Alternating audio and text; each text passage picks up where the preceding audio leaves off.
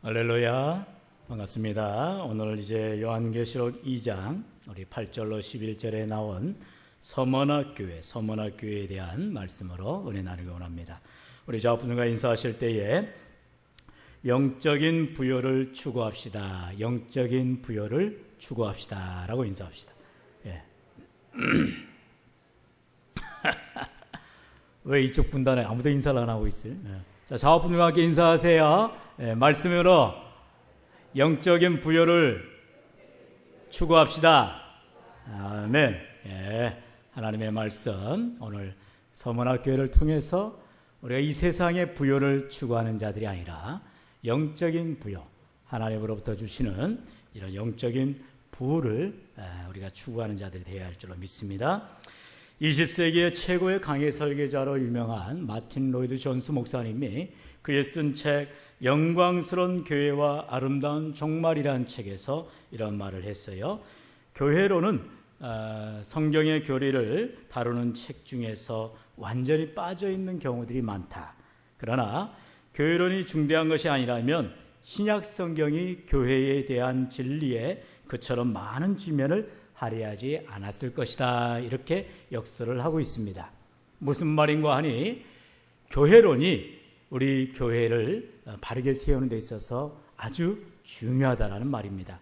그래서 저는 계속해서 우리 교회가 바른 교회관, 우리가 지금 교회의 모토로 건강한 교회 행복한 성도, 아주 귀한 모토를 세웠듯이 교회가 건강하면 우리의 성도의 삶은 행복하게 되고 또한 믿음에 분명하게 서게 된다. 이러한 바른 교회관을 세우기 위해서 요한계시록에 나온 소아시아의 7교회들을 우리가 시간이 되는 대로 찾아보고 있습니다. 오늘은 그 두 번째 시간입니다. 그래서 소아시아 7교회 가운데 특별히 책망을 받지 아니한 두 교회가 있습니다. 한 교회는 앞으로 살펴볼 빌라델피아 교회요, 오늘 이제 보게 되는 서머나 교회입니다. 그래서 귀한 칭찬을 받는 교회인 서머나 교회를 우리가 살펴보면서 정말 우리에게 하나님이 주시는 영적인 부요함이 무엇인가를 찾아 이제 그 교회의 상을 우리가 찾아 나가는 저와 여러분이 되시기를 간절히 소원합니다. 우리가 살게 되는 이 서머나 교회는 1세기 당시에 많은 교회들 가운데서 가장 핍박이 많은 교회였습니다. 한마디로 고난받는 교회였다는 것입니다. 그런 서머나 교회를 향하여서 예수님께서는 너희들이 가난한 것 같지만 실상은 부요한 자들이다, 이렇게 말을 하고 있습니다. 여러분, 부요하다는 것은 우리가 육적인 세계에서 바라볼 때의 그런 부요가 아니라 영적인 세계, 하나님의 나라를 바라볼 때에 우리의 삶이 부요하다, 이렇게 서머나 교회에 대해서 말하고 있는 것입니다. 먼저 우리가 서머나 교회의 그런 지리적인 것을 살펴보면 현재 터키의 이즈미르라는 그런 도시가 있어요. 이즈미르가 지금 소아시아 교회 서머나의 지명입니다. 터키는요, 수도인 이스탄불과 앙카라, 그리고 이 이즈미르가 3대 큰 도시입니다. 그만큼 이 서머나가 큰 도시였음을 알 수가 있지요. 지난 시간에 우리가 말씀을 나눴던 에베소와 맞먹는 도시라는 거예요. 그리고 이 서머나라는 뜻은 몰약이라는 뜻인데 그 당시에 소아시아 교회에서 아주 중요한 요충지 가운데 하나인 항만 도시였습니다. 그리고 기독교 유적지로는 지금까지도 전해져 오고 또 유명한 곳으로 설명이 되는 서머나 교회 교부였던 폴리캅 기념교회당이 있습니다. 우리가 지난 시간에 말씀을 나눴던 또 예언을 나눴던 폴리캅에 대한 이야기를 다시 말할 필요는 없겠지만 그만큼 서머나 하면 폴리캅, 그리고 폴리캅 하면 순교, 이렇게 연결이 되고 있어요. 그 말은 다시 말해서 서머나 교회가 그러한 순교자적인 그리고 고난받는 교회였다는 것을 상징하고 있는 것입니다. 이제 우리가 예수 그리스도의 이름에 대해서 각 교회들마다 첫 부분에 이제 언급하고 있는데 오늘 말씀해 보면 8절에 예수님에 대해서 뭐라고 말하고 있어요? 처음이며 마지막이요 죽었다가 살아나신 이가 이르시되, 이렇게 말하고 있습니다. 다시 말해서 서머나 교회가 그만큼 고난을 당하고 있고 고통을 당하고 있기 때문에 우리 예수님에 대해서 이러한 창조주요 심판주라, 처음부터 마지막까지 모든 것을 통치하시고 주관하시는 분이라고 말하고 있다는 것입니다. 왜 그렇습니까? 지금 그 서머나 교회의 사람들이 고난을 당합니다. 박해를 당합니다. 누구한테요? 당시 로마 황제에게요. 그리고 그때 그 사람들 가운데 또 분열자들이 있습니다. 바로 유대인들입니다. 유대인들이, 자칭 유대인이라는 사람들이 그들을 시기하고 거짓말을 하고 그리고 여러 가지로 비방하고 있습니다. 이런 가운데에 서머나 교회가 예수님을 꼭 붙들어야 되는데 그 예수님은 바로 누구냐? 처음이요 마지막이다. 바로 창조주이시다. 심판주이시다. 그리고 죽었다가 살아나시다. 바로 예수님이 부활의 첫 열매가 되셨기 때문에 우리들도 지금 고난을 당하고 순교를 당할지라도 우리들도 예수님처럼 다시 살아나리라, 이런 소망을 가지고 살아갔다는 것입니다. 이처럼 우리가 초대 교회들을 이제 7교회들을 살펴보면 특별히 그 교회들에게 주시는 예수님이 누군가를 우리가 보면 그 교회의 특징을 알아갈 수가 있는 것입니다. 이제 그러면은 서머나 교회에 대한 우리 예수님의 칭찬을 우리가 살펴보기 원합니다. 9절 말씀입니다. 우리 9절 말씀 다 같이 읽겠습니다. 시작. 내가 네 환난과 궁핍을 알거니와 실상은 네가 부요한 자니라. 자칭 유대인이라 하는 자들의 비방도 알거니와 실상은 유대인이 아니요 사단의 회당이라. 아멘. 여기에서 환난이라는 것은 방금도 말씀하셨듯이 로마 황제로부터 당하는 정치적인 핍박을 말합니다. 그리고 궁핍이란 무엇입니까? 바로 그 핍박을 당하기 때문에 경제적으로 어려움을 당한다는 말이에요. 그리고 여기에 나오는 유대인의 비방, 이 말은 유대인들의 악담과 조롱과 거짓말을 말하고 있습니다. 당시에는 복음 때문에 환난을 당하고 그리고 물질적인 어려움 때문에 궁핍을 견디고 있는 이 서머나 교회에 대해서 우리 예수님께서 이제 칭찬하고 있는 말씀입니다. 뭐라고요? 부요한 자들이다. 너희들이 실상은 부요한 자들이다. 이렇게 말을 하고 있다는 것입니다. 왜요? 우리의 삶 가운데 인생이 아무리 어려움 가운데 고난의 연속이라 할지라도 우리 인생의 주인이신 주님을 붙들면, 주님만 의지하면 우리가 아무리 힘들게 살아간다 할지라도 내 영혼이 부요케 되기 때문에, 할렐루야. 여러분, 우리가 방금도 찬양하였듯이 찬송가 438장처럼 내 영혼이 은총 입어 중한 죄짐 벗고 보니 슬픔 많은 이 세상도 뭐다? 천국으로 화하도다. 지금 내가 이 땅에 살아가는 것이 초막 같은 것이고 궁궐이 아니라 할지라도 우리는 하늘나라를 경험하는 믿음의 삶을 살게 된다는 것입니다. 왜요? 주님이 나와 함께하기 때문에, 내 영혼이 은총 입었기 때문에 영적인 부유함을 누리게 된다는 것입니다. 사랑하시는 성도 여러분, 하나님을 섬기게 되면, 잘 섬기는 자들은 궁핍한 게 문제가 아닙니다. 사람의 마음을 부요케 하시는 하나님의 영적인 부요를 누리게 되는 줄로 믿습니다. 이런 하나님을 잘 섬기는 사람들은 지금 내가 비록 손해를 당한다 할지라도, 지금 내가 비록 궁핍함을 당한다 할지라도 오히려 감사하게 돼 있는 것입니다. 여러분, 늘 말씀드리지만 우리에게 감사는 이런 조건적인 감사가 아니라는 거예요. 뭐가 되어서 감사한다면 그것은 세상 사람과 별반 다를 게 없는 것입니다. 우리는 그리 아니할지라도 감사할 수 있는 믿음의 자들이 되할 줄로 믿습니다.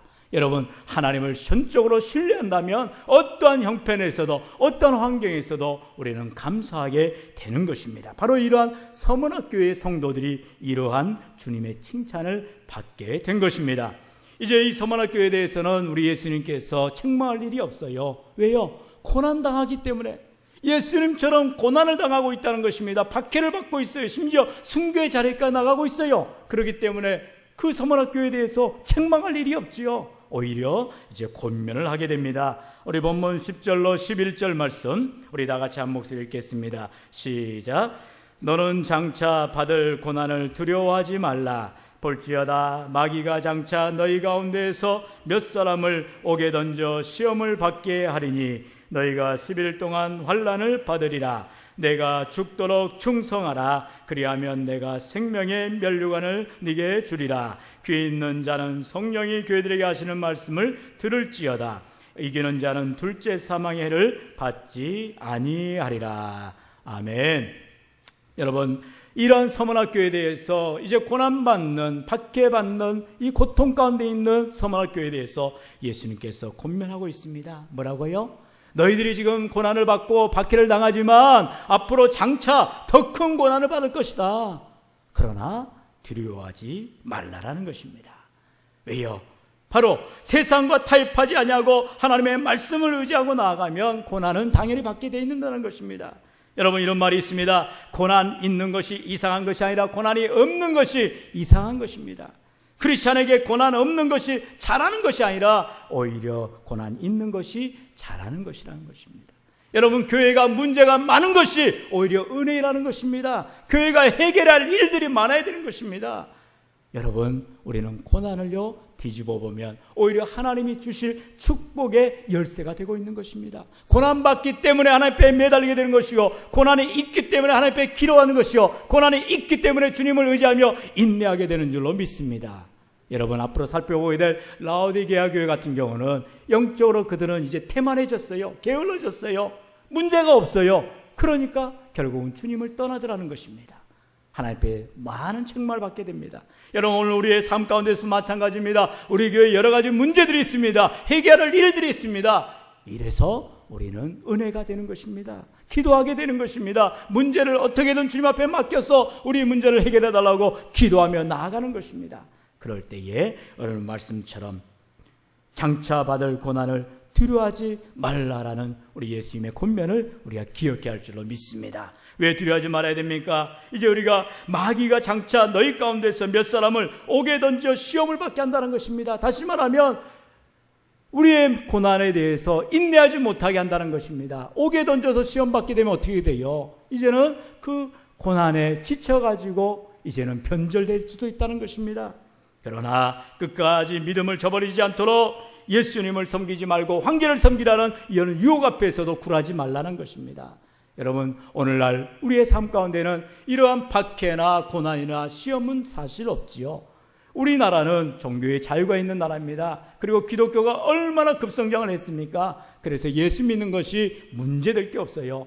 그러나 지난주 우리 목사님과 장로님들이 이제 우리 교회가 앞으로 선교의 방향을 잡기 위해서 선교 정탐을 간 나라, 그런 나라들은 우리나라에서 여행을 자제할 정도로 위험한 나라들입니다. 심지어 복음이 들어가기는 더 어려운 나라들이지요. 그런 나라에서 예수 믿노라 떳떳하게 고난을 감수하는 자들이 있다는 것입니다. 오늘 이 시대를 살아가는 저와 여러분의 삶 가운데에도 동일하게 우리들이 이러한 인내가 필요하다는 것입니다. 지금 당장 우리에게 예수 믿는다고 총칼의 위협이 없고 우리의 생활에 어려움이 없는다 할지라도 사실은 고난은 우리 앞에 있습니다. 무엇인 줄 아십니까? 여러분이 이 시간 주님 앞에 나오기 위해서 많은 것 중에 하나를 선택해야만 하는 것입니다. 내가 돈을 벌 것인가, 아니면 교회 가서 예배를 드릴 것인가. 여러분, 결단의 문제가 있는 것입니다. 주일날 성수주를 하기 위해서 내가 하고 있는 일 멈춰야 되는가, 아니면 예배를 드리지 않고 계속 일을 해야 될 것인가. 많은 선택의 문제가 있는 것입니다. 많은 사람들은 주일을 대충 지키려 합니다. 뭐예요? 어떨 때는 가정일이 우선이 되어버립니다. 이런 것이 고난의 문제인 것입니다. 여러분, 우리는 변절되지 말아야 됩니다. 예수를 믿는다면서 세상과 타협하는 이런 일들은 있어서는 안 된다는 것입니다. 다시 한번 오늘 예수님이 서문학교를 통하여서 권면하였듯이 저와 여러분의 삶 가운데서도 예수 믿는 것 때문에 내가 조금 손해보고 예수 믿는 것 때문에 내가 조금 더 고난을 겪는다면 그 일을 감내하시기를 축원합니다. 여러분, 예수님 때문에 내 사업이 잘 안 된다면 오히려 감사해야 될 것입니다. 예수님 때문에 내 자녀가 공부를 좀 못한다면 오히려 더 감사해야 될 것입니다. 어떤 부모들은요, 우리 교회는 전혀 그러지 않으리라 믿습니다만 고3 아이가 되면은 더 공부를 하고 교회 가지 말고 기도하지 말고 말씀 보지 말고 공부나 하라고 말합니다. 이게 바른 신앙교육입니까? 그럴 수가 없지요. 여러분, 오히려 신앙 중심으로 생활이 우선이 아닌 것이죠. 믿음이 우선이 돼야 되지요. 우리의 삶 가운데 분명한 신앙생활을 할 때에 하나님께서 그의 삶을 책임져 주실 줄로 믿습니다. 여러분, 혹시라도 여러분의 자녀를 다 양육해서 이제 결혼해서 여러분 믿지 않는 가정에 보낸 사람들 있습니까? 다시 한번 기도하시기 바랍니다. 하나님, 내 자녀 이제 결혼하여서 자녀를 낳은 가정을 이뤘지만 아직까지도 믿지 않는 삶을 살아갑니다. 하나님, 회개하게 하시고 돌아오게 하시고 신앙으로 가정을 회복하게 하여 주옵소서. 여러분, 꼭 기도하시기 바랍니다.